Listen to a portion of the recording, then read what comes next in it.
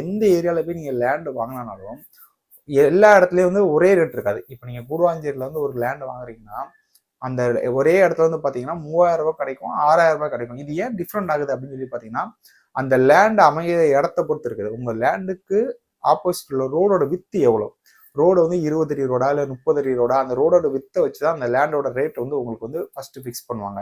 Second வந்து பார்த்தீங்கன்னா உங்கள் லேண்டை வந்து ஆக்சஸ் எப்படி இருக்குது. அதாவது வந்து கார்னர் ஃபிளாட்டாக இருந்தால் உங்களுக்கு ரேட்டு கூட இருக்கும். 2 பக்கம் ஆக்சஸ் இருந்தால் ஒரு பக்கம் வந்து கமர்ஷியல் ஏதாவது பண்ணிக்கலாம் அப்படிங்கிறத ரேட்டு கூட இருக்கும். மூணாவது விஷயம் வந்து பார்த்தீங்கன்னா மெயினாக வந்து ஃபிளாட்டோட சைஸு. சில இடத்துல வந்து பார்த்தீங்கன்னா ஃபிளாட் வந்து 40 அடி 50 அடி 60 அடி லென்த் இருக்கும். ஆனால் வித்து பார்த்தீங்கன்னா 20 25 இருக்கும். அப்படி பார்த்தீங்கன்னா உங்களுக்கு ரேட்டு போகாது, கம்மியான ரேட்டு வரும். ஃபிளாட் வந்து ஸ்கொயராக கன்ஸ்ட்ரக்ஷன் பண்ணதுக்கு ஏற்ற மாதிரி இந்த லென்த்து வித்து கரெக்டாக இருந்ததுன்னா அதோட ரேட் வந்து ஒரு 500 1000 கொஞ்சம் எக்ஸஸாக இருக்கும். ஸோ ஒரு ஏரியாவில் டிஃப்ரெண்ட் ஆகுது காரணம் இந்த சில காரணங்களால தான் அது ஒரே ஏரியாவில் ரேட்டு கூடயும் கிடைக்குது, கம்மியாக கிடைக்குது.